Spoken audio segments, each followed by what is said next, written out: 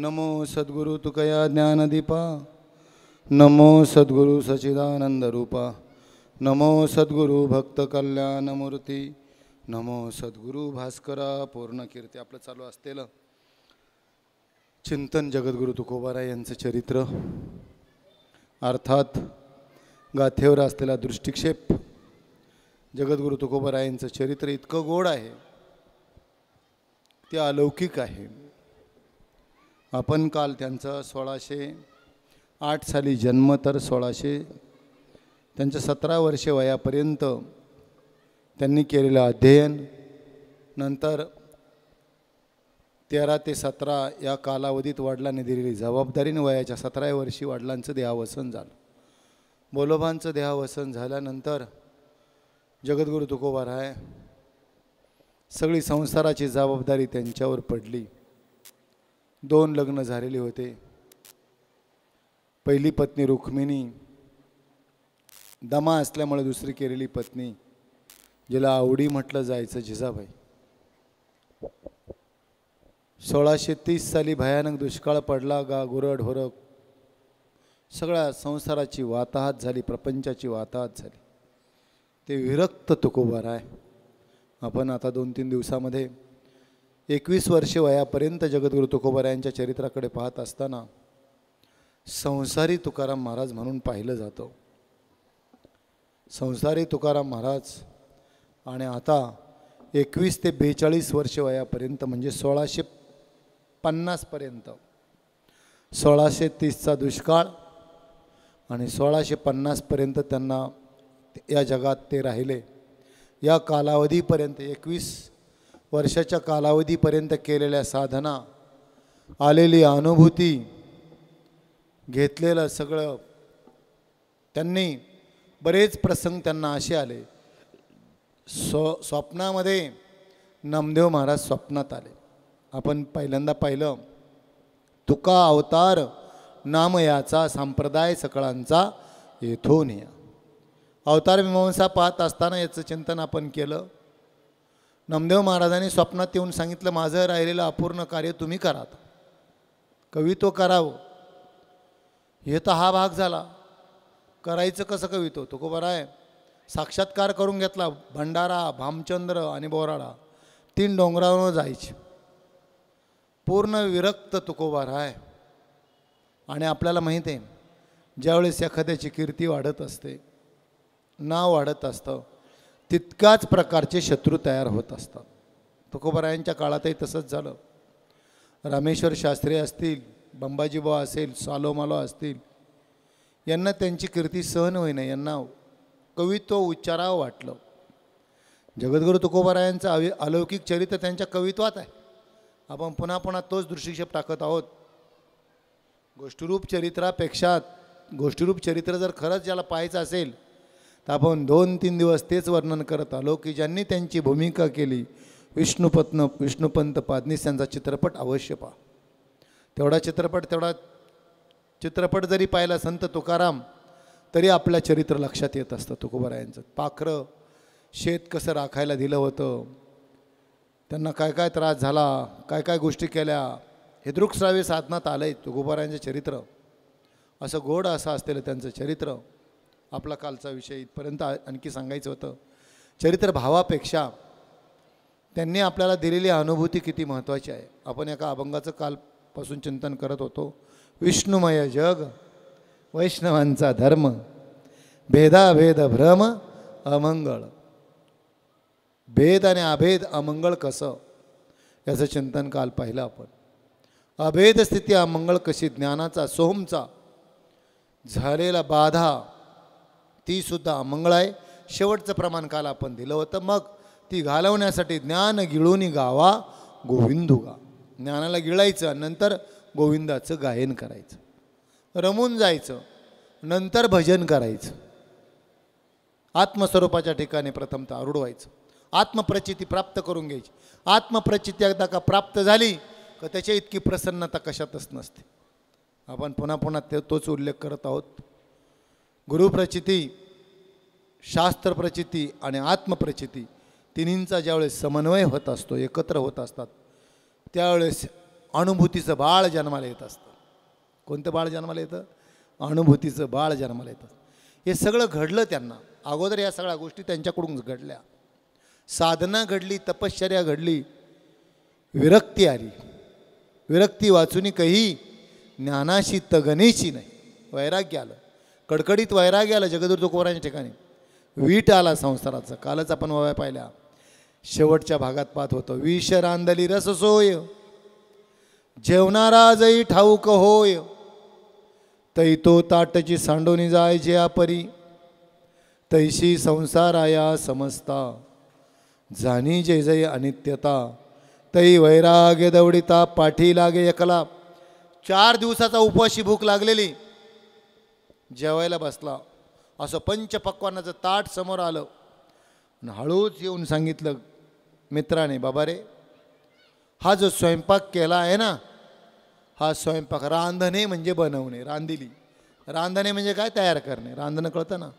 हा स्वयंपाक रांधला आहे म्हणजे स्वयंपाक जो तयार केला आहे तो पूर्णतः विषामध्ये केलेला आहे. त्याच्यात विष टाकलेले, प्रत्येक पदार्थात विष टाकलेले. विष रांधली रससोय.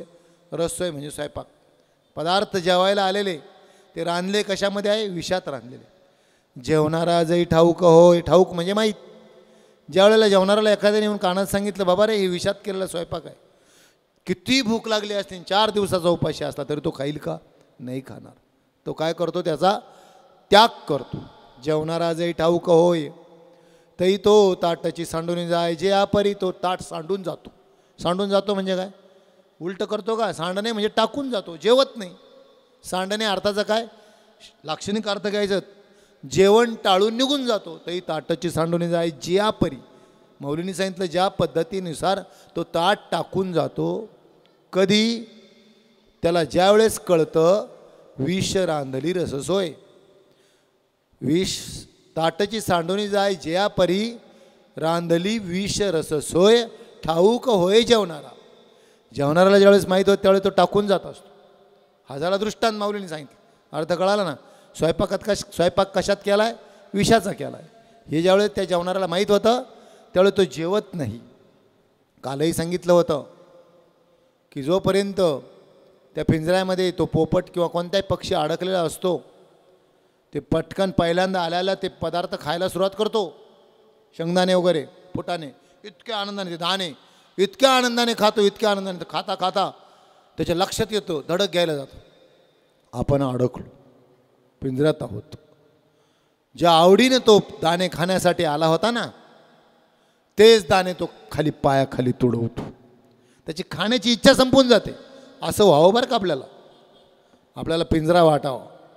ज्या आवडीनं, काय अज्ञानी माणसं काय आवडीनं बायको दाखवतात, काय आवडीनं प्रपंच करतात, काय आवडीनं करतात, काय काय आवडीनं करतात, काय काय सांगू. त्यांच्या आवडीचं वर्णनच करायला ते अज्ञानातलं असतं. त्यांना कळत नसतं हीच बायको एक दिवस त्रासदायक. जी वस्तू आपल्याला खूप आवडते ना, तीच वस्तू आपल्याला त्रासदायक होत असते. कोणती गोष्ट? संसारातल्या सगळ्या वस्तूंचं वर्णन हेच आहे. संसारातलं सुख हेच आहे. सुख पाहता जवा पाडे, दुःख पर्वता, एवढे हे सिंबॉल आहेत. हे गाथेतले सिंबॉल हृदयात ठेवा, प्रपंचाचं स्वरूप कळेल. सिंबॉल कळतात ना, हे हृदयात कोरून ठेवायचे, कोरून ठेवायचे. कसं आहे? ज्यावेळेस खूप अनुकूलता येईल ना, त्यावेळेस म्हणायचं. हेही टिकत नसतं. कुंती मातेला भगवान परमात्मा सतत भेटायला गेले. कुंती माता माहिती आहे, आयुष्य दुःखाने भरलेलं होतं, पूर्ण आयुष्य. पहा पातया पांडवांचे उणे. पांडवांच्या जीवनाकडे दृष्टिक्षेप टाकला तर सगळं उन. मंत्रांकडून जन्म, बाप त्यांचं काय, कुळ कोणतं, सगळं उन. काय काय उन होतं, सगळं उन. परी पावन केले पुराण, पुराणांनी वंद्य केलं ते. त्यांचं जीवन सगळं उन असताना पुराणांनी वंद्य केलं. का पुराणाने वंद्य केलं? जीवनाचा भाग गौण आहे. जीवन उन होतं पण परमात्म्याला सोडलं नव्हतं. म्हणून ते जे जीवन परमात्म्याला एकनिष्ठ असतं ते पुराण त्याला वंदनीय करत असतात. बाकीचे व्यवहार नाही पाहिला जात. जगद्गुरू तुकोबाराय व्यावहारिक तुकोबाराय पाहूच नका. कशासाठी व्यावहारिक तुकोबाराय पाहिजे? आम्ही मांडताना 7-7 दिवस व्यावहारिक तुकोबा मांडतो, प्रापंचिक तुकोबा मांडतो. काय मांडायचं? प्रापंचिक तुकोबा. पारमार्थिक तुकोबा मांडा, अनुभवजन्य तुकोबा मांडा. पांडवांचं उन्ह सगळं पुराणाने पूजनीय केलं. त्या कुंती मातेला किती दुःख होतं. भगवान सतत गेले का आत्या सारखं सगळं दुःख. लाक्षागृहात जाळण्याचा प्रयत्न केला, काय काय केलं, सगळं उन्ह. पण कुंती मातेचं माहीत होतं भगवान परमात्मा अति हृदयापासून प्रेम. गेल्यानंतर भेट झाल्यानंतर एकाच वाक्यावर कुंती माता जगत होती. संस्कृतमधले मराठी सांगतो. आज तुम्ही घरी गेल्यावर कुठंतरी एखाद्या भिंतीवर लिहून ठेवा किंवा वहीत लिहून ठेवा सगळ्यांनी, बरं का. हे घ्यायचं असतं आपल्या जीवनात, गळी उतरायचं. ऐकण्यापुरतं घेऊ नका जाऊ. प्रत्यक्ष अनुभूती कशी येईल ते पहा. एक वाक्य जरी घेऊन गेलो ते अनुभवा. कुंती मातेनं ते कोरून ठेवलं होतं, ते हृदयात कोरलं होतं ते वाक्य कृष्णाचं. भगवान भेटले, आत्या एकच वाक्य सांगायचे, हेही दिवस जातील. काय वाक्य असायचं? हेही दिवस जातील. त्याच्यात सगळं अद्यावृत होतं, सगळं होतं. हेही दिवस जातील असं कोरलं होतं. फार सुख आलं की आपण उभं राहायचं. फार लोक आले, फार टाळ्या वाजवायला लागले, त्यावेळेस आठवलं पाहिजे हेही दिवस जातील. जे लोक आपलं कौतुक करत असतात, वा वा वा वा महाराज म्हणणारे, थोड्या दिवसात शिवाय देत असतात. खरं आहे वस्तुस्थिती. हेही दिवस जातील. आणि फार दुःखाचा प्रसंग आला, फार दुःख आलं का त्यावेळेस सुद्धा आपण काय म्हणायचं? फार प्रतिकूलता आली, आकाशच कोसळलं. आकाश कोसळलं म्हणजे दुःखाचा डोंगर कोसळला. मेरू पासोने विशाले, दे दुःखाचे डोंगरे परी चित्त न दाटे. मेरू पर्वतापेक्षा दुःखाचा डोंगर कोसळला, पण ज्याच्या चित्ताच्या अवस्थेत काहीच भंग होत नाही तो परमार्थी. चित्त न दाटे, चित्तात नाही बदल झाला पाहिजे. हेही दिवस जातील असं आतून ज्यावेळेस वाटत असतं ना, त्यावेळी बदलच होत नाही. आपण काय करत असतो सगळे ऐका. आपण सुखाचे क्षण घटघट गिळतो आणि दुःखाचे क्षण चगळत बसतो. म्हणून दुःखाचे क्षण खूप काळाचे वाटतात आणि सुख पटकन निघून जातं. सुखाची वेळ कळत नाही. पण काय असतं माहिती आहे का? संस्कृतमध्ये सुभाषित आहे, सुखानंतरम दुःखम दुःखानंतरम सुखम न निरंतरम दुःखम न निरंतरम सुखम. निरंतर दुःखही नाही आणि निरंतर सुखही नाही.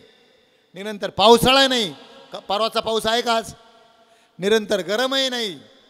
ज्यावेळेस गरम होईल त्यावेळेस समजायचं नक्की पाऊस येणार, थंडावा निर्माण होणार. आणि थंडावा निर्माण झाला थोड्या वेळाने काही वेळाने गरम होणार. या अगोदर धरायचं, या अद्यावृत असतं. ज्यावेळेस खूप मोठं दुःख येईल त्यावेळेस समजायचं याच्या पलीकडे काहीतरी आशा आहे. सुखाच्या सापेक्ष दुःख असतं, दुःखाच्या सापेक्ष सुख असतं. आमचे बाबा छान दृष्टांत सांगायचे, ऐका सगळे. म्हटले एक खूप श्रीमंत सावकार होता, सेठजी. एका गावात राहायचं. त्याने व्यापार तुमच्याकडून शिकावं बरं का, गोडे बरं का, कशावर व्यापार का शिकायचा असा व्यापार तयार केला. मग त्याने काय केलं? शांताराम भाऊचे आहेत भांडे, मंडपाचं साहित्य, त्याच पैशावर त्याच भांडवलावर भांडवल उभं करायचं असतं. ही व्यापाराची युक्ती असते. भांडवल खोडून व्यापार नसतो करायचा. काहींनी थोड्याच सुरुवात करतात, त्याच्यावर ते उभं करत जातात. त्या शेठजीनी व्यापार असा हुशार होता, चतुर होता, कवडी चुंबक होता. त्यांनी भांडे घेतले 7-8 स्वयंपाकाचे, भाड्याने द्यायचं. आलेले भाड्याचे पैसे बाजूला ठेवत इतका मोठा व्यापार वाढवला, खूप भांडे वाढवले. हा खूप व्यापार वाढवला. गावातले आचारी वगैरे त्याच्याकडून भाड्याने न्यायची. हे खुर्च्यावाल्याने तेच आहे ना. माझ्या मित्राकडे आता तो म्हटला काही लाख खुर्च्या मी एकटा पुरू शकतो. त्याच्यावरच उभं केलं. आम्ही वर्ग मित्र आहेत बरं का. त्याच्यावर काही लाख खुर्च्या आपल्या संग उभं तो देऊ शकतो. भांडवलावर भांडवल त्याने असं उभं केलं. खूप भांडे. आणि त्याच गावात फार चतुर शेतकरी होता. शेतकरी कसा होता? चतुर, हुशार होता. शेठजीपेक्षा चतुर होता, हुशार होता. गेला शेठजीकडे. म्हटलं शेठजी, माझ्या मुलीचा साखरपुडा आहे, मला काही भांडे लागतात. घेऊन जा म्हटले. यादी असते, यादी केली जाते. 100 वाट्या, 100 चमचे, 100 छोटे छोटे, 100 ग्लास, 100 छोटे छोटे, 100 मोठी यादी केली. जा म्हटले घेऊन. आणलं थोडे छोटे पातेलं वगैरे. 100 लोकांची व्यवस्था होती. ताटं वगैरे आणले. छानपैकी साखरपुडा झाला. नीट ऐका दृष्टांत. साखरपुडा झाला. सगळे लोक जेवून गेले. मुलीचा साखरपुडा झाला 100 लोकांमध्ये. जेवून गेल्यानंतर दुसऱ्या दिवशी हा शेतकरी त्या पिकअपमध्ये ते भांडे पोच करायला गेला. शेठजी बसले होते. भांडे पोच करायला यादी पाहिली. 100 चमचे नेले होते. किती चमचे नेले होते? 100. 100 वाट्या होत्या छोट्या छोट्या. मोजायला गेले. ते मोजणारे माणसं असतात. जिथं 100 चमचे नेले तिथे 110 चमचे भरले. किती? 110. 100 वाट्याच्या ठिकाणी 108 वाट्या भरल्या. वाढले छोटे छोटे भांडे वाढले. ते म्हटले, शेठजी म्हटले, हो तुम्ही 100च चमचे नेले होते, 110. हे वाट्या 100च होत्या, त्या तर 108 भरल्या. काही भांडे वाढले. शेतकरी खूप हुशार. हात जोडले. म्हटले, शेठजी पाहुणे गेले काल संध्याकाळी, आमचे दुपारीच गेले. आमच्या घरच्यांनी सगळे भांडे घासून ठेवले बाहेर. भांडे घासले, बाहेर ठेवले अंगणात कोरडं व्हायला. रात्रीतून ते भांडे व्याले. म्हटले, काय झाले? भांडी काय झाली? व्याले. भांडे काय झाले? व्याले म्हणजे वाढले. व्याले कळतं ना? व्याले शब्दाचा अर्थ कळतं ना? म्हणजे वाढवणं. व्याले भांडे. वा वा, शेठजीला बरं वाटलं. कोणाला कमी? व्याले म्हटले, भांडे वाढले. घ्या मोजून. ठेवले सगळे. आनंद. चहा बी पाजला. म्हटले, वा वा, इकडे भांडे वाढतात. झालं. महिन्यानी लग्न यांचं. मुलीचं लग्न. गेले भांडे आणायला. मोठं लग्न, 5000 लोकांना स्वयंपाक करायचं. यादी करा म्हटलं. आले. म्हटले, वा वा. शेठजीला आनंद वाटला. यांच्याकडे भांडे नेले का काय होतात? भांडे व्याहतात म्हणे, भांडे वाढतात. घ्या म्हणे ताट. यादी केली मोठी. मोठमोठे पातेले, 20 मोठी पातेलं, 20 मोठे टीप, सगळं मोठमोठे भांडे सगळे. आता 5000 लोकांना स्वयंपाक करायचं. 2-3 ट्रका भरून भांडे नेले आणि स्वयंपाक आचार्याला स्वयंपाक दिला. 2-3 दिवस मोठा स्वयंपाक, सगळं जेवण, लग्न सगळं आटोपलं. लग्न आटोपल्यावर भांडे पिंडे घासले. सगळे माणसं होते. लग्नाच्या दुसऱ्या दिवशी ज्या 2 ट्रका नेल्या होत्या, 1च ट्रक भरून भांडे चालवले. ऐका, भांडे नेले जमा करायला गेले. यादी पाहिली. 20 पातेल्याचे 4च पातेले. किती पातेले? 4 पातेले. त्यांची तिकीट उसही घेत असतात हे लोक. मोठा व्यवहार 5000च्या पुढे गेला, सही कुठं असते? तिकिटावर. सही तिकिटावर होती यांची. कारण ते अमाऊंट असते, तुम्हाला माहिती आहे. ते मोकळं सोडू नये व्यावहारिक दृष्टिकोनातून, बरं का. तर सगळं पाहिलं. याद्या पाहिल्या, सगळं पाहिलं. आले ते मोजणारे सांगायला, शेठजी लय भांडे कमी म्हणे. 7, 8, 16 पातेले नाही मोठे. त्याची किंमत काढा म्हणे. काय ते पातेले साधे नव्हते. टीप नाहीत म्हणे आपले. 15 टीप दिले होते. 6 टीप आले, 9 टीप नाहीत. सगळे मोठमोठे भांडे गायब. शेठजीला बोलवलं. शेठजीने शेतकऱ्याला बोलवलं. का हो म्हटलं, तुम्ही 20 पातेले नेले होते, इतके भांडे, हे कमी, किती कमी आले? 2 ट्रका नेले होते, एवढे भांडे कसे काय कमी? त्या शेतकऱ्याने हात जोडले. म्हटला, शेठजी माझा काहीच दोष नाही हो यात. काय बोलता म्हणे? म्हणे माझा काहीच दोष नाही. सगळे पाहुणे जेवून गेल्यानंतर आचारी गेले, सगळे आमचा वारा पाणी झाला. आमच्या काही पाहुण्या होत्या, सगळ्यांनी काही बाकीचे रोजाने बाया लावल्या. आम्ही सगळे भांडे घासले म्हणे. आदल्या दिवशी सगळे भांडे घासले. रात्री हे सगळे भांडे ठेवले. रात्रीतून भांडे मेले म्हटले. काय म्हटले? भांडे मेले म्हटले. चिडलं ते. अहो मेले ते मेले म्हटले. ते म्हटले, याला सोडायचं कसं काय? 3 लाखाचं नुकसान आहे म्हणे. लगेच वकील, याच्यावर केस टाकू म्हटले. तुम्ही केस टाका, कोर्टात न्या, काही करा, मेले ते मेले. ते शेठजी तर चिडलं. वकिलाला सांगितलं असं झालं. यांचा वकील उभा. शेठजी ते म्हणे, मला काय, मी देतो सरकारी वकील, पैसेच नाही. शेतकरी म्हटलं, माझा वकील सरकारी वकील द्यावा लागतो, माहिती आहे ना. झाली केस, बोर्डावर आली. युक्तिवाद सुरू झाला. शेठजीचा वकील, इकडून शेतकरी, शेतकऱ्याचा वकील. झालं सुरू. न्यायाधीश निकाल देत होते. नीट ऐका सगळे. ते म्हटले, शेतकऱ्यांनी सांगितलं, त्या शेतकऱ्याच्या वकिलाने सांगितलं, विचारा बरं काय घडले. म्हणे, साहेब 1 महिन्यापूर्वी माझ्या मुलीचा साखरपुडा होता. त्यावेळेस भांडे आणायला गेलो. आले होते काय आणायला? म्हणे, हो आले होते.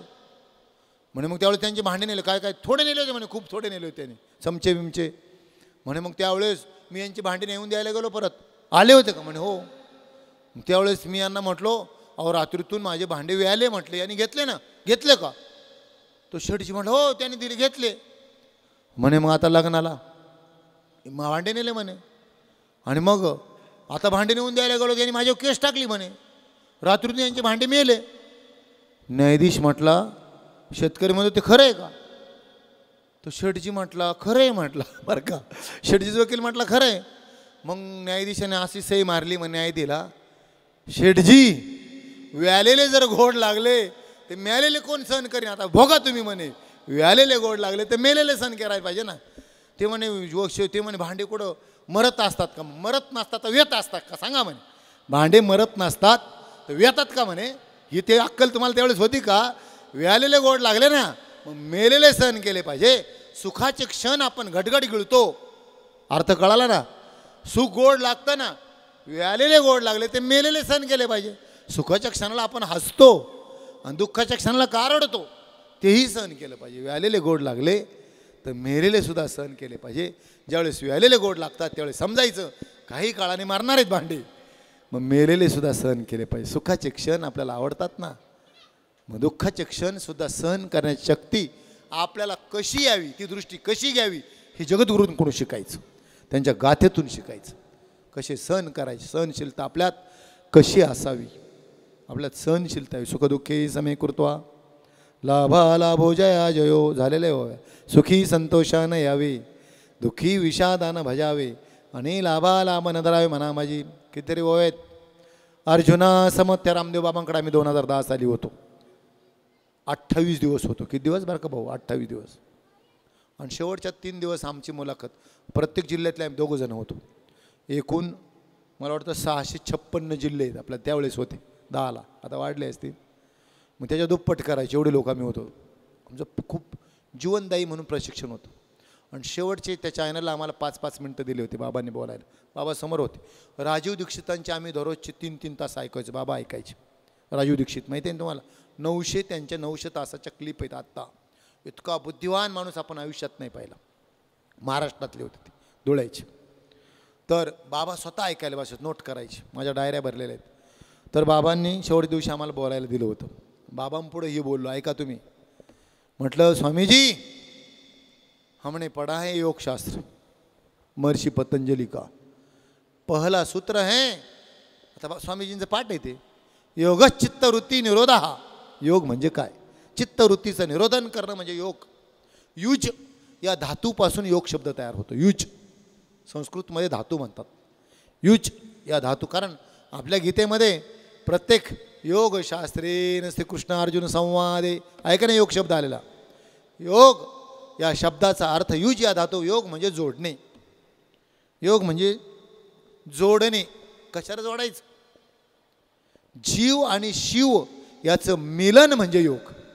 जीव शिवाचं मिलन, जीवाचं आणि शिवाचं काय करायचं? मिलन म्हणजे योग.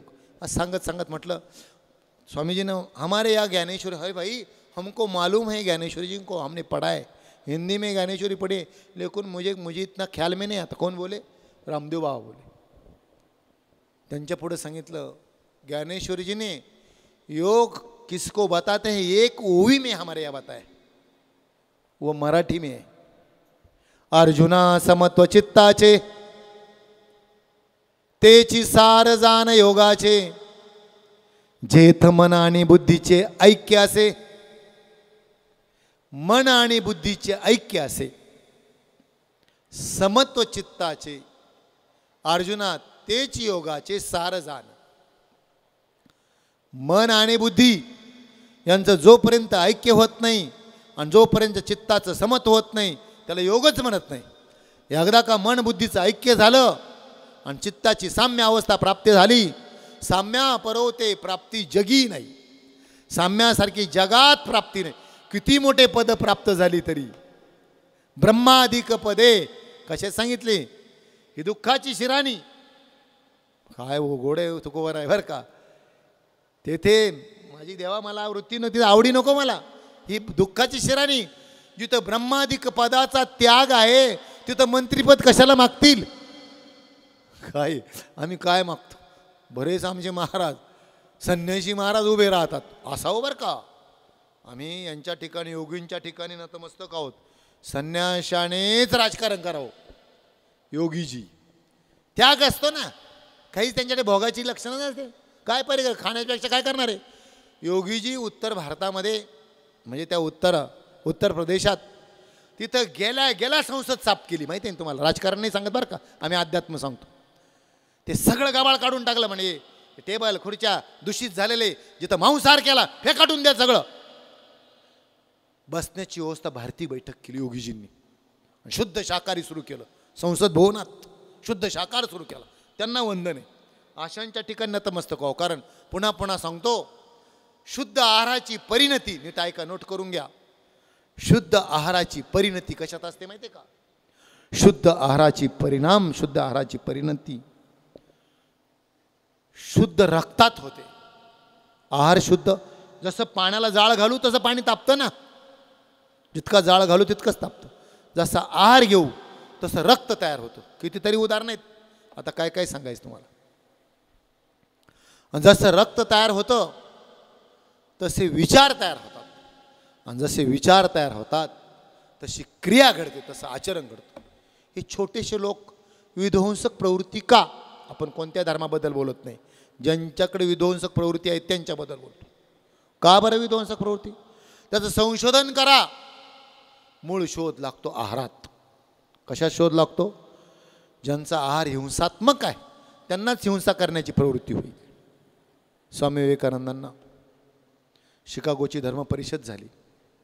नाश्त्याला बोलवलं. ऐका सगळे, नाश्त्याला बोलवल्यानंतर अशी व्यवस्था होती नाश्त्याची, एकीकडे अंड्याच्या पोळ्या होत्या आणि एकीकडे दुधाचे ग्लास होते. गेल्यानंतर जे घेईल त्याचं उत्तर सांगायचं होतं, आणि जे घेणार नाही त्याचं उत्तर सांगायचं. सगळे गेले. सगळं 187 देशाचे लोक होते धर्मपरिषदेला. असं तेज होतं नरेंद्रावर विवेकानंद. अरे अशांचं तेज पाहो. आजही स्वामी विवेकानंद फोटोकडे पाहत राहावं वाटतं. हजारो लालना त्यांच्यावर आकर्षित झाल्या होत्या अमेरिकेमध्ये. एक मुलगी होती जिचं नाव होतं मार्गारेट, बाजूला उभी राहिली. ती म्हटली, हा महात्मा या स्त्रियांच्या घराड्यातून जर सुटला तर मी याला देव मानेल म्हटली. एका मुलीनं नरेंद्राचा हातात हात घेतला. ती द्यायची, हस्तांदोलन तिथली पद्धत आहे, हस्तांदोलन करायचे. आता खूप माझं स्वतंत्र विषय गोड चरित्र आहे स्वामी विवेकानंदाचं. हातात हात घेतला, तिला अशा तर अंगाला मुंग्या आल्या होत्या. 4 दिवस तिनं हात धुतला नव्हता. किती दिवस? 4 दिवस त्या स्पर्शाची जाणीव करत होती. महात्म्याचा स्पर्श सुद्धा तसाच असतो, विकारी नसतो तो, निर्विकार स्पर्श असतो. निर्विकार. विकारी लफड्यावाले अरे ते कुत्र्याच्या मोतीने मारतात. निर्विकार जगातलं सौंदर्य, जगातलं आकर्षण, जगात आमच्या परमात्मा इतका सुंदर कुणीच नाही, कुणीच नाही. त्याचं सौंदर्य पाहिलं ना, हे नरके नासके कुचके सौंदर्य तिथं विरलेलं असतं, ते पाहायला शिका. आणि त्याचे अंकित जे असतात ते सौंदर्यवान असतात. हातात हात घातला. ती मार्गारेट म्हटली, ह्या ललनांमधून सुटला ना सगळं त्याचे पुढे पुढे पळायचे. हे दिवसभर भाषणं करायचे, मथाळे छापायचे त्यांची. रात्री ज्या ठिकाणी त्यांची मुक्कामाची व्यवस्था केलेली असायची तिथं गादी ओली व्हायची त्यांची. कशाने? रडायची, खूप रडायची.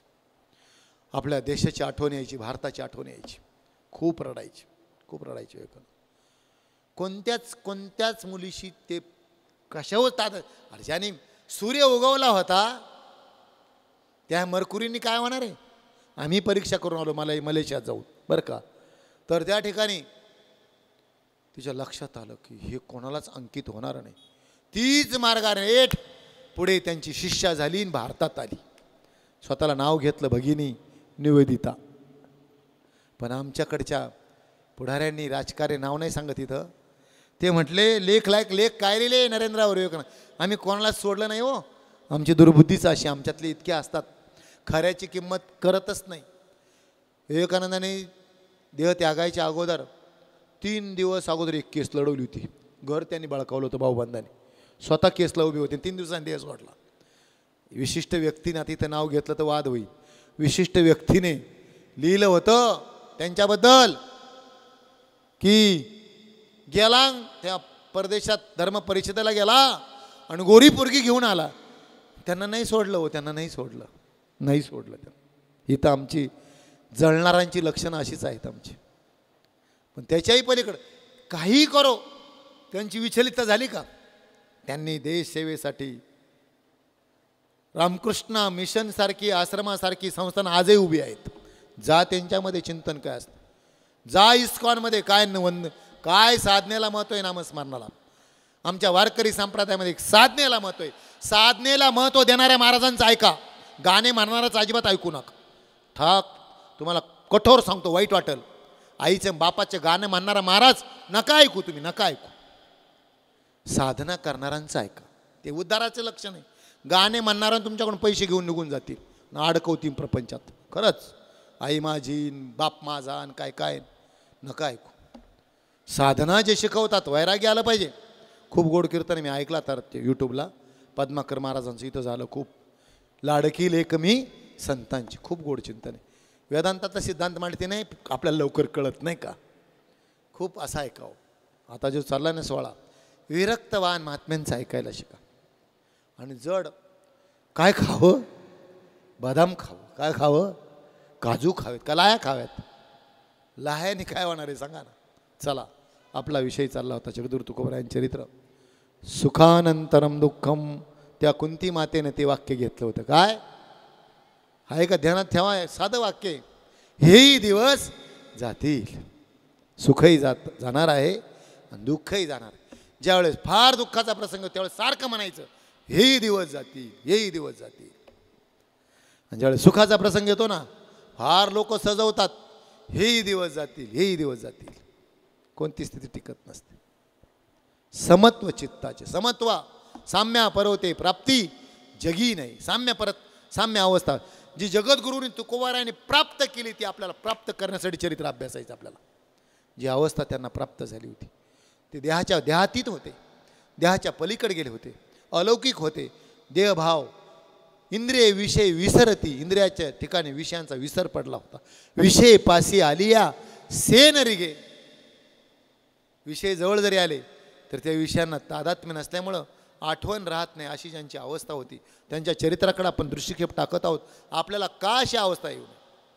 काही आईशी दशा येईल माझ्या अंगा, चित्त पांडुरंगा झुरत असे झुरावं, परमार्थात जळावं, परमार्थात झुरावं. प्रपंचात अजिबात झुरू नये. आपलं उलटं, त्याचा बंगला लय भाऱ्या जळतंय, ते मरतं, सोडून द्या, प्रारब्धाने झाला. त्याने एवढं पाठ केलं, माझं का पाठ होऊन. परमार्थात झुरावं, परमार्थात ईर्ष्या करावी पाठांतराची, परमार्थात ईर्ष्या करावी श्रवणाची, परमार्थात ईर्ष्या करावी. मला अशी अवस्था, ज्येष्ठांचे काही येतील माझा अनुभव, मला माझ्या मोठ्यांचे अनुभव कधी येतील. रात्रंदिवस तळमळावं, तळमळल्याशिवाय परमार्थ होत नाही. जळा वेगळी मासोळी तैसा तुका तळमळी. किती तळमळ असावी लागते. आपल्याला तळमळ नाही, आपल्याला तळमळ आहे प्रपंचाची. इथली तळमळ जशी वाढेल ना, तसं देव जवळ येत असतो, परमात्मा जवळ येत असतो. तळमळ वाढावी. आपला विषय चालला होता, विष्णुमय जग वैष्णवांचा धर्म, भेदाभेद भ्रम मंगळ ऐकाजी तुम्ही भक्त भागवत. दुसरं पद, भेदाभेद अमंगळ भ्रम याचं चिंतन आपण पाहिलं काल. पुढचं दुसरं कडवं ऐका, ऐकाजी तुम्ही भक्त भागवत. हो भागवता हो, जी अदरार्थी सांगितलं, भक्त हो भागवता हो, तुम्ही ऐका. काय ऐका, कराल ते हित सत्य करा. जे तुम्हाला हित करायचं ना, ते हित कसं करा, सत्य करा. हित ते करावे देवाचे चिंतन. कोणतं हित करावं, खरं हित आहे. माऊलींच्या गोडवायात सगळ्या वाङ्मयाचा समन्वय. आम्ही अशा, ही ज्ञानेश्वरीतली ओवी, ही भागवतातली ओवी आणि हा गाथेतला अभंग, असं जुळवलं कितीतरी. जुळतं, पण जुळवण्याची आम्हाला अपेक्षा पाहिजे ना. हित ते करावे देवाचे चिंतन. माऊली म्हटले, श्रुती माऊलीचं वर्णन करत असताना माऊलीने वर्णन केलं, अहितापासून काढी ती, हित देऊनी वाढवी ती. नाही श्रुती परवती माऊली जगा. श्रुती म्हणजे वेदातले मंत्र. जगामध्ये श्रुतीसारखी जगात माऊली नाही. आपली आई काय करते, बाबा मी प्रपंच केला, मी पोरांना काढलं, मी घरं बांधले, तेच तू कर. प्रपंची गोविती रोवून या. अज्ञान असतं तिच्या ठिकाणी, दोष नाही तिचा, अज्ञान असतं. पण श्रुती माऊली आपल्याला या प्रपंचातून बाहेर काढत असते. अहितापासून काढीती. कशापासून काढते? अहितापासून. काय वाढविती? हित देऊनी वाढविती. आपुले अहिता जो असे जागता, धन्य माता पिता तयाच्या. कोणाला धन्यता दिली? गीता भागवत करीती श्रवण. हे गीता भागवत करीती श्रवण, अखंड चिंतन विठोबाचे. अशी ज्यांची स्थिती झाली, आपुले अहिता जो असे जागता, धन्य माता पिता तयाच्या. कुळी कन्या पुत्र होती जे सात्विक. सात्विक पुत्र ज्या कुळात, कुळी कन्या पुत्र होती जे सात्विक, तयाचा हरिख वाटे देवा. त्याला त्यांचा आनंद देवाला होत असतो. कोणाचा आनंद देवाला? हे देवाचा आनंद सांगितला. ज्या कुळात सात्विक मुलं, ज्या कुळात सात्विक मुली, मुलीला म्हटलं अगोदर, त्याचा देवाला आनंद होत असतो. आणि तुकोबाराय काय म्हटले? जे गीतेचं, जे भागवताचं श्रवण करतात, गीता भागवत करीती श्रवण. अजून काय? अखंड चिंतन विठोबाचे. अखंडित विठोबाच्या चिंतनात आहेत. तुका म्हणे मज घडो त्यांची सेवा. आशांची सेवा मला घडो, त्यांनी मागव आशांची सेवा. याला हित म्हणायचं. म्हणून हित ते करावे देवाचे चिंतन. आपण अभंगाचं चिंतन पाहत होतो. विष्णुमय जग वैष्णवांचा धर्म, भेदाभेद भ्रमा मंगळ. ऐकाजी तुम्ही भक्त भागवत कराल ते हित सत्य करा. पा भक्त हो, भागवत हो, हित कराल ते सत्य करा. भक्त हो, भागवत हो, ऐका. सत्यहित कसं करावं? सत्यहित, सत्याची कास सोडू नका. व्यवहारात सुद्धा ऐका सगळे. अगोदर ते व्यवहार शिका संतांकडून. माऊली म्हटले, भाऊ जयाची आई कधड नाही, तयासी परत्र पुससी काही. बऱ्याच वेळेला आम्ही ब्रह्माचं झाड उभं करतो, पण व्यवहारात चुकतो. व्यवहारात चूक नाही. व्यवहारात जगद्गुरु तुकोबारायांनी व्यवहार जिथला तिथं सांभाळला पाहिजे. हित सत्य व्यवहारात सुद्धा टिकवायचं. व्यवहारात सत्य कसं ठेवायचं ऐका नीट. सिम्बॉल आहे आपल्याकडे. सुक्त आहे, ते वेदातलं सुक्त आहे, उपनिषदामध्ये सुक्त आहे. नोटांवर शिक्का आहे. तो काय शिक्का आहे सांगा? नोटांवर काय शिक्का आहे बाळा? मग नोटावर, नोटावरचा शिक्का काय? संस्कृतमधलं आहे ते. काय?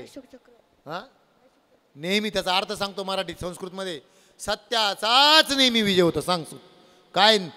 कधी नोट वाचली का?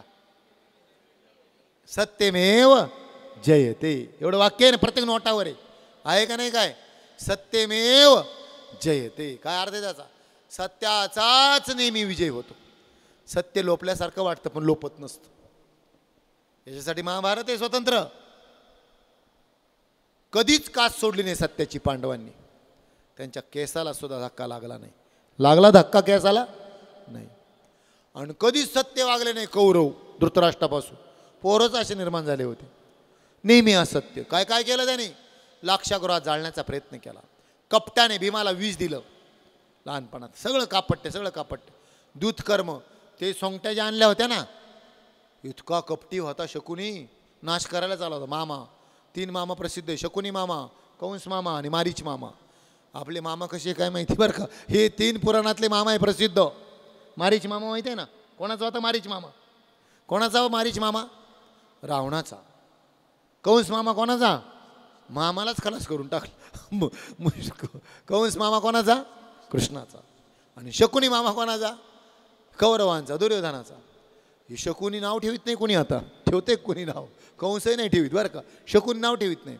शकुनी चतुर होता पण शहाणा नव्हता. येत चातुरे शहाणे झाले, प्रमेय रुचीसे आले, सौभाग्य पोकले सुखाचे येत. माधुरी मधुरता, शृंगारी सुरेखता, रूढपण उचिता दिसे भली, येत कळाविदपण कळा. पुण्यासी प्रताप आगळा, म्हणून जन्मेजयाच्या अवलळा दोष दोष हरले. महाभारताचं वर्णन आहे. चातुर्याला शहाणपण. भगवान चतुर होते, शहाणे होते. ऐका सगळे. भगवान काय होते? चतुर होते, शहाणे होते. जो चतुर असतो शहाणा असतो त्याला भीती नसते.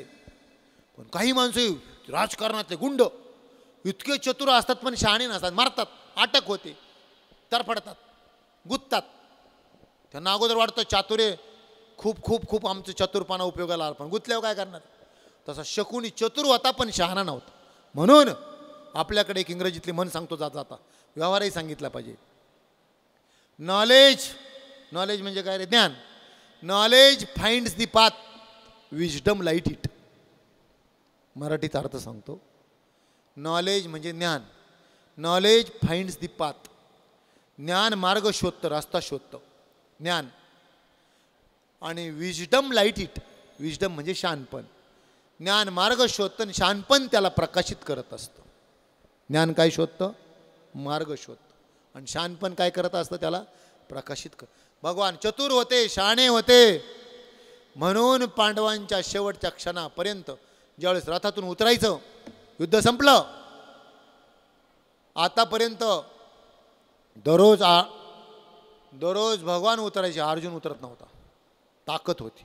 शेवटच्या दिवशी भगवान म्हणे उतर अर्जुन, तू उतर. अर्जुनला हात दिला, खाली उतरवलं. अर्जुन म्हटलं का बरं आजच उलट? उतर म्हणे खाली. अर्जुनाला उतरवलं आणि मग भगवान उतरले खाली. उतरल्या जळून राग झाली त्या रथाची. इतक्या शक्ती त्याच्यात बसलेल्या होत्या. बाहेरचे आलेले ते शक्ती त्या ठिकाणी त्या रथावर टाकलेल्या होत्या. काहीच शिल्लक नाही. मग अर्जुनाच्या लक्षात आलं पांडवांच्या केसालाही धक्का लागला नाही. का?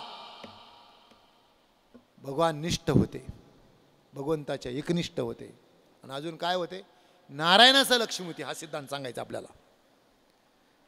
शेवटचा श्लोक आहे गीतेतला. यत्र योगेश्वर कृष्णो यत्र पार्थो धनुर्धरा तत्र श्रीविजयो भूतीर ध्रुवा आणि तीर्मतीर्मम चंद्रुतेत चंद्रिका शंभुतेत अंबिका संततेत विवेका असने की जय. आणखी व्यवहार सांगितला. सौजन्यतेत सोयरीक. जिथं सौजन्य ना तिथं सोयरीक जळती, जोडली जाते, नाहीतर नाही जोडली जात. सौजन्यतेत सोयरीक वन्नीतेथ दाख. सगळे खूप 9-10 वाव आहेत त्याच्या खालच्या. गुरुतेथ ज्ञान, ज्ञानी आत्मदर्शन, दर्शनी समाधान आथी जैसे, भाग्य तेथे विलासू, वसंत तेथ उल्लासू. काय ओव आहेत. आणि शेवटची ओवी आहे तो श्रीकृष्ण राव जेत तेथ लक्ष्मी. जिथे नारायण आहे तिथं लक्ष्मी. जिथे नारायण आहे तिथं कोण आहे? लक्ष्मी. जिथं सत्य आहे ती लक्ष्मी, बाकीच्या अवदासा. बरं का, माऊलींनी खूप वर्णन केलं. आपला विषय सांगायचा होता. पांडवांच्या केसालाही धक्का लागला नाही, कारण नारायण पाठीराखा होता. द्वारकेचा राणा पांडवा घरी. सत्यनिष्ठ होते.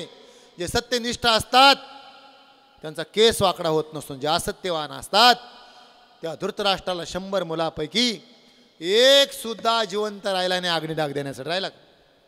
एक सुद्धा अग्निडाग देण्यासाठी एक मुलगा नाही राहिला. असत्याची कास धरली. शकुनीने चातुर्य केलं ते सांगायचं होतं. ते सोंगट्या आणल्या होत्या ना. सांगितलं होतं भगवंताने जरासंधाला मारल्यानंतर त्याचे हाडंसुद्धा पापी, ते हाडंसुद्धा त्रास देतील, जाळून टाका, भारताचा नाश करा. पण ते भीम येडं गेलं नदीत टाकले. आणि ते नदीत सापडले. आणि ते त्या कोळ्याने ते आणले आणि ते शकुनीच्या हातात आले. त्याच्या सोंगट्या तयार केल्या होत्या हाडाच्या. कोणाच्या? जरासंधाच्या. हाडाच्या सोंगट्या होत्या. त्या उलट्या टाकायचे, फास्ट टाकले. सगळं युद्ध हारले पांडव. काय काय हारले? त्रासच ना. कपट्टे करत असताना तसेच सगळे भाचे, सगळे मुलं मरताना पाहावं लागले. नवे या कपटाला ज्यांनी साथ दिलं. या एकेकाचे निमन व्यापारे हे विश्वची होय संवारे. यांनी नुसतं मनात आणलं असतं ना, कृपाचार्य, द्रोणाचार्य, भीष्माचार्य, ते निश्चिंत होता आंधळ. धृतराष्ट्र का निश्चिंत होता? त्याला माहीत होतं ताकद काय यांच्या बाजूने. कृपाचार्य, द्रोणाचार्य, भीष्माचार्य या एकेकाच्या नुसत्या मनात आणलं तरी विश्वाचा संहार करण्याची ताकद त्यांच्यात होती. तिथे पांडव किरकोळ होते म्हणून म्हातारं निश्चिंत होतं. पण असत्याच्या बाजूने गेल्यामुळं कुणीच टिकलं नाही. हे ध्यानात ठेवा, हे वाक्य ध्यानात ठेवा. महाभारत म्हणजे भाऊबंदकीचं युद्ध. महाभारत एका मोठ्या तत्ववेत्त्यांनी समीक्षा केली. ते म्हटलं घटनाक्रम असा झाला, रामायण अगोदर झालं, महाभारत नंतर झालं, म्हणून ती बीजं आज तशीच ठेवून गेली. बांधावरून मारामाऱ्या, भावाभावातल्या मारामाऱ्या, भाऊबंदकीचं भांडण. पण ज्या भावाला कळतं ना वाईट केल्यावर नाश होतो, महाभारत ज्याने अभ्यासला ना, खरंच मी खूप एक छान लेख लिहिला होता. राजकारणी माणसाने महाभारत अभ्यासावं, रामायण अभ्यासावं, विदुर नीती अभ्यासावी. विदुर नीती काय शिकवते? चाणक्य अभ्यासावा. चंद्रगुप्त मौर्याने धनानंद सारख्या 9 धनानंद तयार केले होते. 9 किती होते? 9 सेम. कोणाशी लढायचं? 9 धनानंद डुप्लिकेट होते. धनानंदसारख्या जगातल्या महान अशा सत्तेला एका शिक्षकाने टक्कर दिली. एक शिक्षक काय करू शकतो? चाणक्य, कौटिल्य ज्यांना म्हटलं जातं, असा पोरगा सापडवला, असा तयार केला तो. कोण? चंद्रगुप्त. अशी लढाई लढले ते, अशी असं गोड आहे ते. खास त्याने अभ्यासावर का राजकारणी माणसाने. चाणक्य नीती इतकी विशाल आहे, चाणक्य नीती इतकी विशाल आहे. चाणक्य नीती अभ्यासावी, विदुर नीती अभ्यासावी, महाभारत अभ्यासावं, रामायण अभ्यासावं. आदर्श पात्र, आदर्श नेता, आदर्श राजा, आदर्श बंधू, आदर्श माता, आदर्श पिता शब्दासाठी काय काय केलं जातं.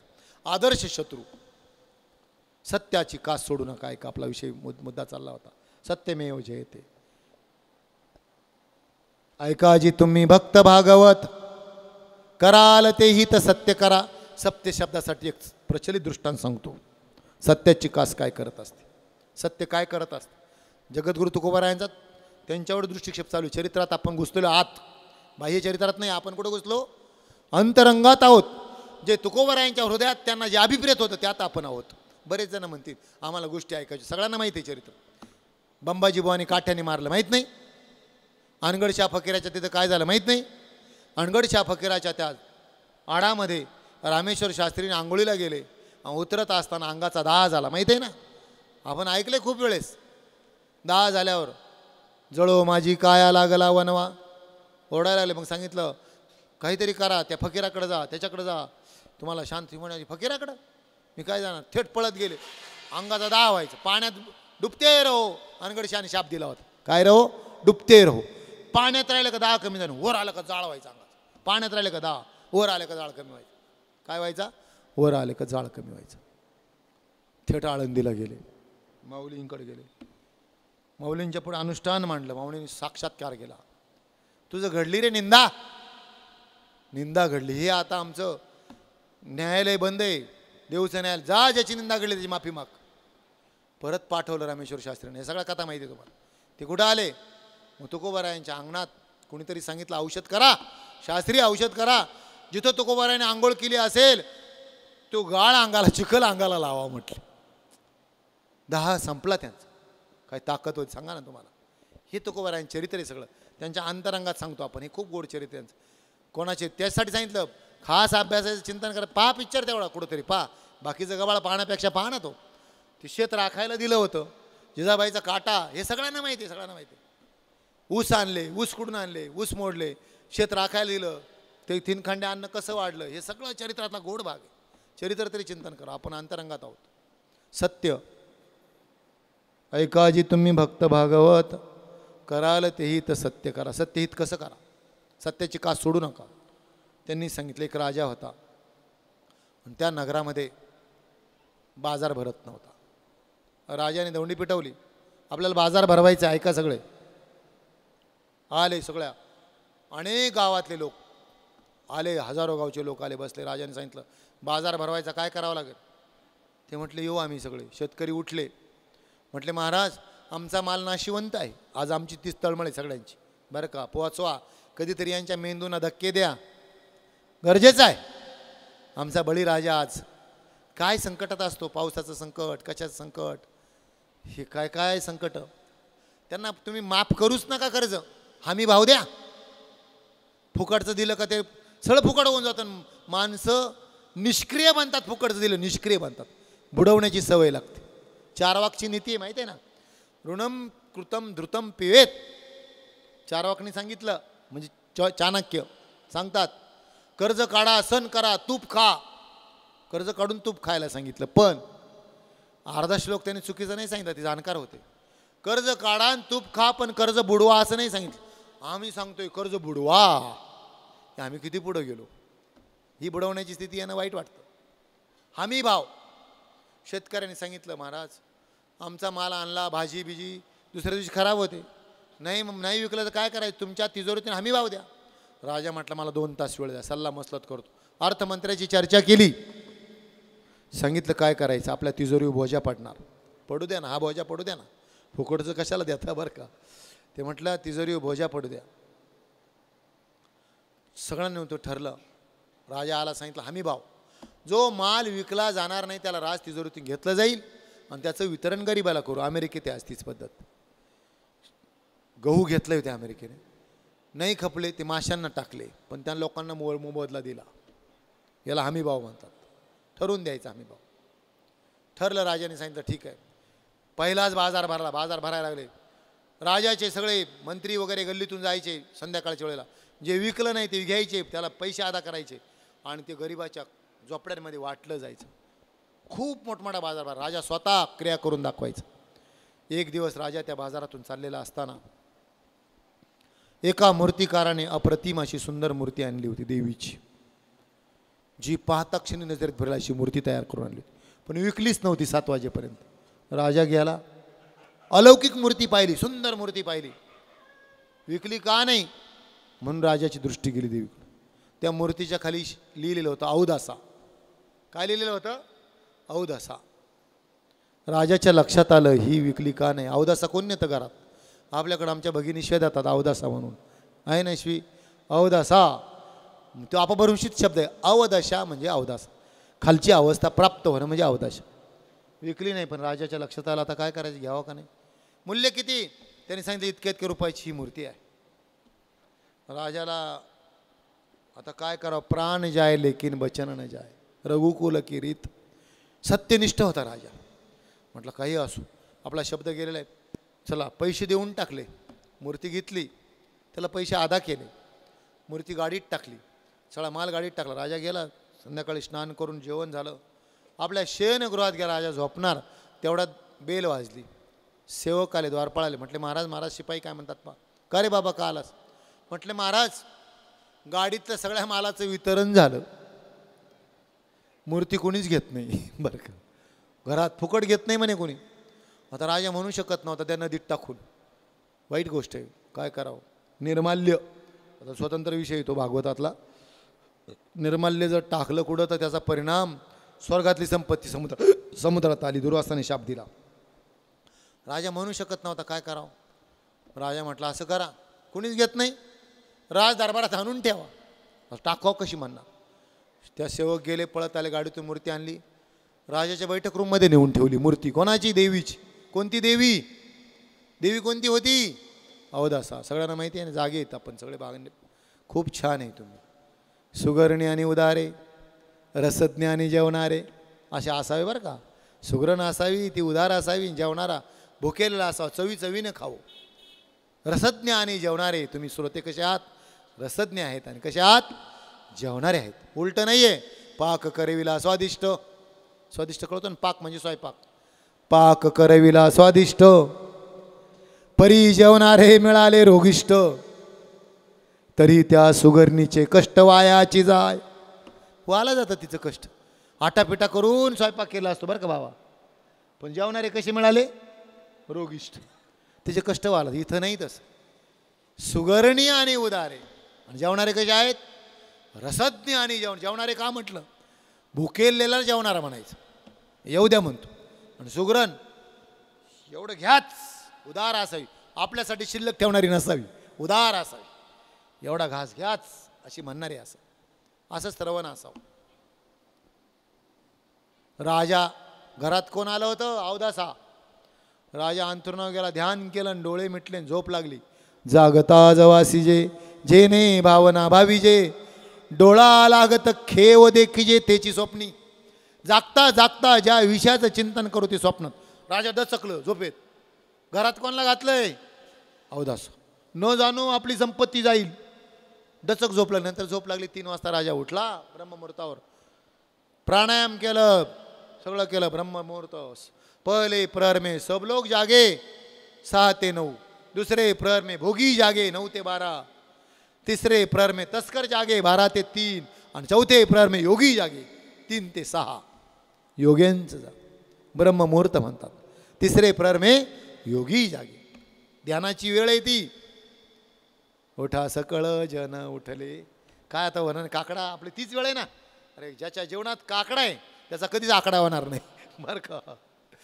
ज्याच्या जेवणात काकडा आहे ना त्याचं जीवन उजळलं जातं. उजळलं आहे.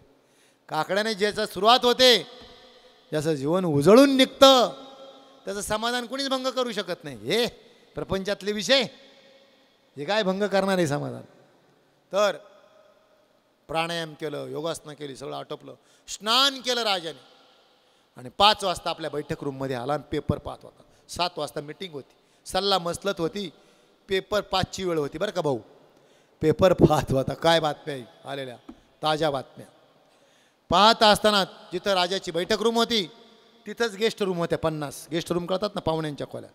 अचानक एक खोलीचा दरवाजा उघडला, दरवाजा उघडून आतून प्रखर असा प्रकाश आला, प्रखर लाईट, डोळे दिपत होते राजाचे. एक आकृती पुढे पुढे पुढे पुढे आकृती आली, आकृती कुठे कुठे आली, पुढे पुढे राजा जवळ आली. राजाचे डोळे दिपत होते, राजा पाहत होता कोण आहेत कोण आहेत. अशी सौंदर्यवान स्त्री होती, पाहता क्षणी राजाचे डोळे दिपून जात होते. लावण्य तिचं असं होतं, किती लावण्य असावं. ज्ञानेश्वरीतल्या खूप ओव्या आपलं सांगायला वेळ नाही, असं लावण्य होतं तिचं. राजाचे डोळे दिपत होते. राजाला वाटलं या पाहुण्या कुठून, पाहुणे कधी आलात, कुठून आलात. महाराज कधी नाही, तुमच्या घरातच होते मी. कधीपासून, खूप दिवसापासून. आम्ही दोघी एकत्र राहू शकत नाही. होई नाही माऊलींची दुसऱ्या अध्यात अर्जुनाची क्षात्र वृत्ती आणि अर्जुनाची क्लैब्यम मास्क ममा पार्थ या श्लोकाखालची वृत्ती. अर्जुनाला आलेली करुणा, दौर्बल्य, अर्जुनाच्या अंतःकरणाची दुर्बल झालेली अवस्था माऊलीने वर्णन केलं. ज्या लावण्य गुण कुलवती होती, लावण्यवान, गुणवान आणि कुलवान, कळालं ना अर्थ, सौंदर्यवान, गुणवान आणि कुलवान, त्या अनिकेतन साती सुतेजपणे, त्यांच्या तेजस्वीपणामुळे दुसऱ्या सवतीला त्या सहन करू शकत नाही. सवत आली त्या नवऱ्याला म्हणती ती आणि तू चालले मी, बरं का, काय म्हणती, तिला सहन करू शकत नाही. कशी असावी ती, लावण्यवान, गुणवान आणि कुलवान, त्या अनिकेतन साथी सुतेजपणे. क्षात्रवृत्ती अर्जुनाची गेली, त्या दौर्बल्य आल्यामुळे क्षात्रवृत्ती राहिलीच नाही, तिनं ती दुर्बल वृत्ती सहन झाली नाही. हे वर्णन आहे माऊलीने तिथं वर्णन केलं, तिथं ही ओवी आलेली. तसं ती बाई म्हटली, ती मूर्ती होती, ती तेजस्वी स्त्री होती. ती म्हटली महाराज मी तुमच्या घरात पाहुणी म्हणून नाही आले, मी लक्ष्मी आहे. लक्ष्मी कोण आहे, मी लक्ष्मी आहे. राजाचे डोळे दिपत होते. घरात तिला तुम्ही काल घेतल्यामुळे मी राहू शकत नाही. आता राजा अडवू शकत नाही. घरात आणलं होतं कोणाला रात्री, अवदास. लक्ष्मीने उमराच्या बाहेर पाऊल टाकला, राजाला थंडीत घाम आला. लक्ष्मीचे पाऊल कुठे असतात आपल्या घरात, आहे का नाही चिटकवलेले पाऊल. दिवाळीला चिटकवले तर पुढच्या दिवाळीला काढतो आपण. उमऱ्यात चिटकवलेले पाऊल कोणा असतात, आत येणारे पाऊल असतात, असतात का नाही, आत येणारे पाऊल असतात का बाहेर जाणारे असतात. खरी सांगू का, लक्ष्मी कोण, संतुष्ट स्त्री ही घराची लक्ष्मी आहे. काय आहे, ज्या परिवारात स्त्री संतुष्ट आहे ती लक्ष्मी आहे. कितीही पूजा करतोय स्त्री असंतुष्ट, स्त्री दुःखी, त्या घरात समाधान नसतं. संतुष्ट स्त्री ही घराची काय आहे, लक्ष्मी आहे. पैसा म्हणजे लक्ष्मी नाही, ती उपमा दिली आहे, तो भाग आहे. त्या लक्ष्मीसाठी, या लक्ष्मीला जर त्रास देत असेल तर त्याला कधीच प्रसन्नता मिळत. ती पाठ फिरवते काही दिवसांनी, ती त्रासदायक होत असते. लक्ष्मीचे पावलं बाहेर पडले, लक्ष्मी निघून गेली. राजा घाबरला. अवदासा घरात आल्यामुळे कोण गेली, लक्ष्मी गेली. घाबरलेला राजा, कशाचं पेपरावं लक्षण, कशाचं काय. राजा घाम पुसायला लागला, काहीच कळेना. आता लक्ष्मी गेली, दारिद्र्य येणार, राज्य जाणार, वैभव जाणार, बरोबर आहे ना. ही लक्षणं आहेत. वैभव जाणं, हे सगळं जाणं, लक्ष्मी जाणं, लक्ष्मीने पाठ फिरवणं म्हणजे सगळं जात असतं. तेवढ्यात पुन्हा तो दरवाजा वाजला. ज्या खोलीतून लक्ष्मी बाहेर आल्या होत्या त्याच खोलीतून पुन्हा प्रकाश पडला, लख्ख प्रकाश. एक आकृती पुढे पुढे आली, राजाचे डोळे दिपत होते. ती आकृती म्हणजे 24 वर्षाचा तरुण युवक होता, तेजपुंज होता, तेजपुंज. त्याने हात जोडले, महाराज येतो मी म्हटला. राजा म्हटला कोण आहेस रे बाळा. महाराज पुढे गेलेल्या माझ्या मातोश्री आहेत. बऱ्याच गाड्यांच्या पुढे, माझ्या आईच्या पुढे माझं नाव टाकतात लोक म्हणे. सांगता येईल का कोणाला. लक्ष्मीच्या पुढे काय असतं, भाग्य. काय असतं, भाग्य असतं का नाही नाव. मग तो म्हटला त्या माझ्या मातोश्री आहेत, मी त्यांचा मुलगा आहे. काय नाव त्याचं, भाग्य. माझं नाव काय आहे, भाग्य. येतो म्हटला मी. एवढंच म्हटला, उमऱ्याच्या बाहेर पाऊल टाकला. आता तर राजा टपटाप थेंब घालायला लागले. लक्ष्मी गेली, भाग्य गेलं, आता दुर्भाग्य येणार. लक्ष्मी गेली, भाग्य गेलं, आता कसं होणार आपलं? काय करावं? राजाला काही सुचेना, काही सुचेना. पुन्हा दरवाजा वाजला. हे राजाची गाळणच उडाली. हे दरवाजातून कोण कोण येतंय, काय काय खाणे काय माहिती आपल्या घरात. पुन्हा दरवाजा वाजला. पुन्हा लख्ख प्रकाश आतून पडला. लख्ख प्रकाश पडला. त्या प्रकाशाच्या पाठीमागे पुन्हा एक छान अशी आकृती पुढे आली. राजाच्या जवळ आली. राजाचे डोळे दिपत होते. 21 वर्षाचा तरुण युवक पुढे आला. काही अंतरावर 60-70 फुटावर लक्ष्मी गेल्या होत्या. 30-40 फुटावर भाग्य गेलं होतं. आणि तरुण युवक, 21 वर्षाचा तरुण युवक पुढे आला. त्याने हात जोडले. म्हटलं, महाराज येतो मी. म्हटलं, बरं झालं भाऊ तुमची रांग लागली. राजा घाबरत घाबरत म्हटला, कोण आहेस रे तू, कोण आहेस सांग ना मला. त्याने सांगितलं, ओळख सांगायला अगोदर सगळी ओळख सांगायची असते बरं का, नुसतं आपलं नाव न सांगायचं. महाराज पुढं गेलेल्या त्या माझ्या, पुढे गेलेल्या त्या माझ्या मातोश्री आहेत. मला माहिती आहे. म्हटलं, कोण गेलं ते मला माहिती आहे. त्याच्यामुळे मी घाबरलो रे. म्हणे, कोण आहे? पुढे गेलेल्या माझ्या मातोश्री लक्ष्मी माता. पुढे गेलेला तो माझा ज्येष्ठ भ्रातृ आहे, माझा मोठा भाऊ आहे. मला त्याचं नाव माहिती आहे. तू कोण आहे सांगणार आहे बाबा, सांगणार आहे. असं म्हणता म्हणता त्याने सांगितलं, महाराज मी सत्य आहे. असं म्हटल्या खाटकन राजा उठला. नुसता उठला नाही, राजा उठला. अशी जोरात जीव खाऊन त्याच्या कानफडात वाजवली. इतकी जोरात मारली, 5 बोटच ओटले. तो आवाज 30 फूट अंतरापर्यंत गेला. खटकन मागे वळून पाहिलं. कुणी? भाग्याने. कुणी पाहिलं? भाग्याने पाहिलं. लय हसले बरं का महाराज. पोरगं लय हसते बरं का. त्याला गुदगुल्या होतात. अशा गोष्टी आवडतात. पण सिद्धांत घेत चला, एकाग्रतेने ऐकते. अशी जोरात मुस्कडात मारली. कोणाच्या मारली? सत्याच्या. 5 बोट ओटली. विश्वास होतो करी स्वामीवरी सत्ता. राजा चिडला. काय म्हटला? लक्ष्मी गेली मी काही बोललो नाही, भाग्य गेलं मी काही बोललो नाही.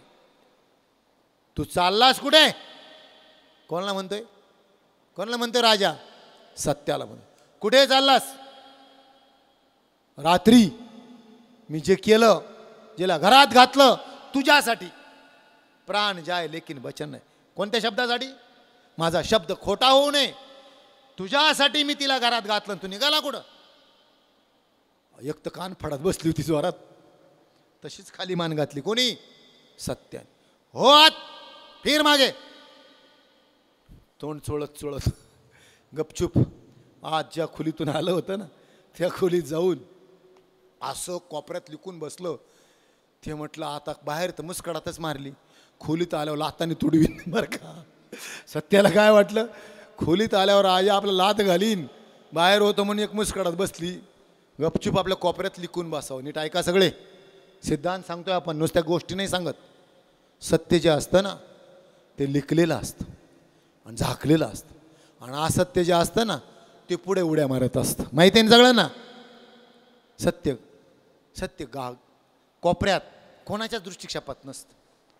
किती ओव्या सांगायलाच वेळ नाही आपल्याला. झाकलेलं असतं सत्य. लपून बसलो कोपऱ्यात, फार लिकून. बराच वेळ गेला. आईसाहेब थांबले होत्या पुढे. भाग्य पाठीमागून आलं. आईसाहेबांनी विचारलं, धाकट्यावर ताना पाराठ्यावर जास्त जीव असतो आईचा, माहिती आहे ना. आईनं विचारलं, भाऊ तू आलास, माझं तान पाराठं कुठे? म्हणजे कोण रे? सत्य. माझं तान पाराठं कुठे? त्यावेळेस भाग्याने उत्तर दिलं. म्हटलं, आई राजाने इतकी जोरात मुस्कडात मारली, इथपर्यंत आवाज आला होता. म्हटला, काय म्हटला? इथपर्यंत आवाज आला होता. इतकी जोरात हाणली. मी मागं पाहत होतो, पण गपचूप पाहत होतो. आपलं काही धाडस होत नाही बाबा. म्हटला, भावाला एवढं हाणलंय तर आपली काय अवस्था आहे. म्हटला, इतकी हाणली मुस्कडात, माझ्या कानापर्यंत जोरात आवाज आला. आणि त्यांनी खाली मान घातली. ते गपचूप जाऊन बसले. म्हटलं, आईचं हृदय होतं. ऐसी कळवळ्याची जाती करी लाभाविन प्रीती, पोटी भारवाहे त्याचे सर्वस्वही साये. लेकुराचे हित वाहे माऊलीचे चित्त. कळवळलं अंतकरण आईचं. धरलं त्याचा हात. वेड्या, तुला कळतं का रे काही? कोणाला म्हणते? भाग्याला. कोण म्हणते? लक्ष्मी म्हणते. तुला कळतं का काही? फिर मागे, पळ. तो म्हटलं, आई काय? अरे बावळटा, वेडपटा, त्याच्याशिवाय आपल्याला कोण विचारते? म्हटलं, आई मला माहीत होतं, पण मला तुला सोडून जाता येत नव्हतं म्हटला. कोण म्हणतंय? भाग्य म्हणते. आता तुला नावाला कसं सोडू? हे लोकच तुझ्या पुढे माझं नाव लिहित आहे म्हणे, बरं का. कोण म्हणतं? भाग्य म्हणतं. फिर माग. आईनं म्हटल्या त्याने जे दुम ठोकली, फार सोगा कसून वर केला आणि जे पळत आला मागं नाही पाहिलं त्याने. जोरात पळत आल्या राजाचे पाय धरले. पळत आल्याला कोणाचे पाय धरले? राजाचे पाय धरले. म्हटलं महाराज माफ करा, मला क्षमा करा, माझा भाऊ जिथं मी तिथं. एवढंच म्हटलं. गपचूप ज्या बारदानात सत्य लोपलं होतं ना, त्याच्यापेक्षा जास्त बाजूच्या बारदानात जाऊन लिखून बसलं. कोण? भाग्य. कुठं लिखून बसलं? बारदानात लपून बसलं. सत्याच्या पाठीमागं भाग्य लिखून बसलं. ते दोघं लपता तेवढ्यापर्यंत ज्याचे पाऊल आत येणारे होते ती आत आली. ज्याचे पाऊल आत येणारे होते लक्ष्मीमाता आत आल्या आणि लवून मुजरा केला. मुजरा नाही केला, पायावर डोकं ठेवलं. नेहमी दर्शन असं घेत चला बरं का सगळे, असं नका घरी जाऊ. एखाद्याला सांगावं, विज्ञानवाद्याने सांगायचं, बाबा आईबापांच्या पाया पडत असताना डोकं ठेवावं, कपाळ टेकावं. मस्तक हे पायावरी या वारकरी संतांच्या. त्यांना माहीत होतं हे कलियुगातले लोक हात टेकवतील, म्हणून तुकाराम महाराज म्हटले या वारकरी संतांच्या मस्तक हे पायावरी. त्यांना माहीत होते बावळट कसे निघणारे, महाराजही विताईट राहणारे, म्हणून म्हटले मस्तक हे पायावरी या वारकरी संतांच्या पायावर मस्तिष्क टेकवा. बुद्धिवानाला म्हणा, बाबा तेवढा खाली वाकला ना तेवढा रक्तपुरवठा मेंदूला होईल, तुझ्या मेंदूतल्या पेशी जाग्या होतील, म्हणून तेवढं खाली वाक. एवढंच नव्हे, जीवनात यश, कीर्ती, आरोग्य, ऐश्वर केवळ वडीलधाऱ्या माणसांच्या आशीर्वादाने प्राप्त होतं, म्हणून त्यांचा आशीर्वाद घ्यायचा असतो. तो असा बळजबरी नसतो, मग आतून आला पाहिजे. त्यांना वाटलं पाहिजे याला भरभरून आशीर्वाद द्यावा, आतून वाटलं पाहिजे. हे मला आशीर्वाद दे, दम देऊन नाही म्हणत. एखादी घटस्फोटाचं प्रकरण असतं त्या कोर्टात मी ऐकलं, एकाच आमच्या मित्राबरोबर जातो, एक काळे वकिलांबरोबर. ती म्हटली हे माझ्यावर प्रेमच करत नाही, हे माझ्यावर प्रेमच करत नाही. त्याने वकिलाने विचारलं, बाई तुझ्यावर प्रेम नाही करीत? हा नीट ऐका बरं का, एक सिद्धांत आहे. तुझ्या हा प्रेम करत नाही. किती वेळेला ग्लास भरून दिला, किती वेळ, एकदाही चहा नाही केला तिनं, कधी घरी आलं एकदाही पाणी देत नाही, आणि माझ्यावर प्रेम नाही करत. प्रेम असं खेचून घेता येत असतं का? ते तर सेवा हा दारवंटा. सेवा करावी लागते मग प्रसन्नता मिळत असते. प्रेम करावं लागत नाही, प्रेम होत असतं. प्रेम कर म्हणावं लागत नाही. इतकी सेवा. प्रेमामध्ये त्याग आहे, प्रेमामध्ये भोग नाही. हे आता हे प्रेमी युगलाने भोग लिहिले मूर्खाने, ते वास नाहीत, ते प्रेम नाही. जेंगे तेरे लेन मरेंगे तेरे ले, हे वासनेतल्या कुत्र्या, हे वासनेतले कातड्यासाठी केले ती वासना असते. प्रेमात त्याग असतो, प्रेमात समर्पण असतं. भक्ती प्रेमाविन, हे संतांचे शब्द आहे. आम्हाला कशाला चिरपाड करता? प्रेम सुख देई, प्रेम सुख देई, प्रेम सुख देई, प्रेमाविन नाही समाधान. प्रेमाशिवाय समाधान नाही, प्रेमाशिवाय भक्तीतला रंग नाही, प्रेमाशिवाय भक्ती नाही. भक्ती प्रेमाविन ज्ञान नको देवा, ही प्रेम लक्षणा भक्ती. लक्ष्मीने पाय ठेवले राजाच्या पायावर. सांगितलं महाराज मला माफ करा. काय सांगितलं? मला माफ करा. माझी मुलं जिथं मी तिथं गपचूप आत जाऊन बसता. दृष्टांत संपला. सत्यमेव जयते. ऐका जे तुम्ही भक्त भागवत. एका पदावर 1000 दिवस घालवता येतील. खरंच तुम्हाला सांगतो, कराल ते. अहो वाङ्मयच तसं आहे, आपला थांग लागू शकत नाही त्याला. काय आपण सांगणार आहे 7 दिवसात? काय सांगणार आहे आपण? हे समुद्र आहे, टिटुबूचा चुवरी मापन स्वे सागरी. एका अभंगाचं नाही, एका काढव्याचं चिंतन जरी करायचं जरी म्हटलं 7 दिवस तरी नाही होऊ शकत. हा वेदार्थ सागरू, हा सागर आहे. पण एक मात्र नक्की आहे, समुद्र जरी असला पण टिटवीने पाणी प्यायची आपली तृप्ती मात्र नक्की होईल. आमचे बाबा सांगायचे, साखरीचं पोत आहे, मुंगी लागली, तिचं पोट भरणार पण पोतं नाही संपणार. बरं का, तसं आपलं पोट भरणार पण पोतं नाही संपणार. कित्येकांचे पोटं भरले आता, लाखो. आत्तापर्यंत 375-350 वर्षामध्ये लाखो लोकांच्या मोक्षाचं प्रयोजन केलं. नवे लाखोंच्या उद्धाराचं प्रयोजन केलं. लाखो जणांनी गाथेचा अभ्यास केला, उद्धरून गेले. आपल्याला ते करायचं. चिंतन केलं आणि उद्धार झाला. गेले मुक्तीच्या मार्गावर, गेले मोक्षाच्या मार्गावर गेले. ज्याला यायचं त्यांनी इकडे या, ज्याला जायचं नरकात जायचं त्याने प्रपंचात जा. ऐका जी तुम्ही भक्त भागवत, कराल ते हित सत्य करा. उद्याचं चिंतन कुणाही जीवाचा, न घडो मत्सर वर्म सर्वेश्वर पूजनाचे. खूप गोड चिंतन आहे. सर्वेश्वराची पूजा कशी, त्याचं वर्म कोणतं, काय वर्म आहे, ते आज वेळ संपलेली आहे आपली. ऐका जे तुम्ही भक्त भागवत, कराल ते हित सत्य करा. सत्यहित करा, सगळ्यांनी सत्याची कास धरा. आणि सत्यमेव जयते हा सिंबॉल ध्यानात ठेवा. फुकट नोटानो नाही आला आपल्या, असं आलाय टाकलाय शिक्का, या गोष्टी फुकट येत नसतात. त्यातला सिद्धांत आहे तो अनुभवण्यासाठी दिले त्या नोटांवर. कारण त्यांना माहीत होतं, गांधीजींना माहीत होतं, ह्या नोटा सगळ्यांकडे प्रेसमधून शिक्का पडून येतो सत्यमेव जयते. पण आपल्याला विश्वास नाही.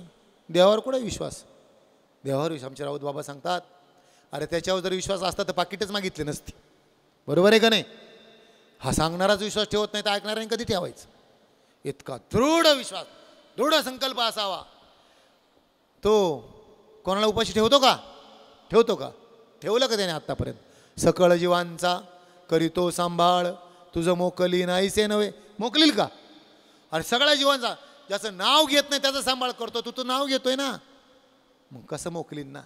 म्हणून इतकं दृढ व्हा, इतकं दृढ व्हा, आणि दृढ होऊन त्याच्या ठिकाणी एकरूप होऊन जा. बस हीच गाथा, हेच तुकोबर आहे, हेच तुकोबर आहे. जे तुकोबर आहे एकरूप झाले.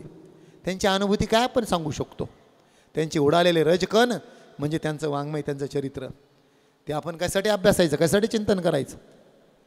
काही मजा येतील ज्येष्ठांचे अनुभव. मला कधी त्यांच्यासारखं होता येईल, थोडं 100% नका हो, थोडं जरी होता आलं ना तरी परिपूर्णता आहे. एक विचार जरी घेता आला, एक विचार गळी उतरायला शिका सप्ताहातून. बरं का बाबा, 37 वर्ष झाले ना कीर्तनातून. त्याची परिणती बदलण्यात असावी. अंतकरण बदलावीत, वृत्ती बदलावीत, विचार बदलावीत. व्यापारी व्यापार फुकट नाही करत, त्याच्यातून आउटपुट काय? व्यवहार करताना आउटपुट पाहिला जातो. तसं माझ्या परमार्थाचं आउटपुट काय? सुइच्छा, सुविचारणा, तनुमानसा, सत्वापत्ती, असंशक्ती, पदार्थाभाविनी आणि 7वी आहे तुर्या. उद्याचंही चिंतन करू आपण. सांगितलं पाहिजे 7 पायऱ्या काय आहेत. सुइच्छा म्हणजे काय? सुविचारणा म्हणजे काय? तनुमानसा म्हणजे काय? सत्वापत्ती म्हणजे काय? असंशक्ती म्हणजे काय? आणि पदार्थाभाविनी म्हणजे काय? आणि शेवटची 7वी अवस्था तुर्या म्हणजे काय? एवढं चिंतन जरी डोक्यात ठेवलं ना, घरी गेल्यावर लिहित चाला वहीमध्ये. कारण का वेदांतातले शब्द लगेच जात असतात बरं का. आणि हा वेदार्थ सागरू, प्रत्यक्ष वेदांत, प्रत्यक्ष पंचम वेद म्हणजे गात आहेत. 5वा वेद म्हणजे गात आहेत. 5वा वेद आहेत. ते वेदातले सिद्धांत गळी उतरवण्यासाठी आपला अधिकार तयार करा. ही जात आता सगळ्यांना विनंती करतो. 2 दिवस राहिले, सर्वांनी ऐका, खूप गोड रीतीनं ऐका, हृदयात साठवा. जे आहे ते आमच्या स्त्री गुरूंचं आहे, ज्यांची कृपा सतत आमच्यावर सर्वते, संकल्प कृपा सतत सर्वते. आमच्या आईंचं आहे, आमच्या बाबांचं आहे, जोग महाराजांचं आहे. ज्येष्ठ श्रेष्ठ त्यागी वारकरी संप्रदायातल्या असलेल्या आदर्यूंचं आहे, ज्यांचं नाव घेतलं ना मुक्ता ते निर्धारिता, लाभे आपुलीची मुक्तता. त्यांचं नाव घेतलं तरी आपल्याला मुक्तता प्राप्त होते, अशांचं आहे. हे भांडवल कोणाचं आहे? धन्याचं आहे. कोणाचं आहे? धन्याचं आहे. आम्ही कोण आहोत? माल वाहणारे आहोत. फोडिले भांडार धन्याचा हा माल. आम्ही कोण आहोत? फक्त निरोपे आहोत, दौंडीदार आहोत. एवढं ध्यानात ठेवा. पुन्हा एकदा जगद्गुरु तुकोबारायांच्या चरणात नतमस्तक होतो. बाबा, तुमचं खूप प्रेम आहे आमच्यावर. मला वाटतं 5वं वर्ष आहे बरं का. तुम्ही या ठिकाणी संधी देतात त्याबद्दल तुम्हाला धन्यवाद. ऐकणारे असे आहेत, नामनिर्देश नाही खरं, तिथं 2-3 जण असे आहेत का ते टाकलं. एक तू हा अगस्तीची, दुसरा माऊलीने अर्जुनाला काय म्हणावं? अगस्तीची ओवी आलेली ज्ञानेश्वरीत. हा अगस्तीची दुसरा म्हटले, हा दुसरा अगस्ती म्हणून जन्माला आला. कोण? अर्जुन. अगस्तीने काय केला? जो घोटात समुद्र प्राशन केला. शब्द ना शब्द जे प्राशन करतात त्यांना अगस्ती म्हटले. असे श्रोते असल्यावर खूप आनंद आहे, खूप आनंद आहे. अशा ठिकाणी वाढण्यात खूप आनंद असतो. म्हणून माझं भाग्य आहे, तुमची सेवेची संधी आमच्या गुरुच्या कृपेने आम्हाला प्राप्त झाली. अशीच कृपा सतत आमच्यावर राहो.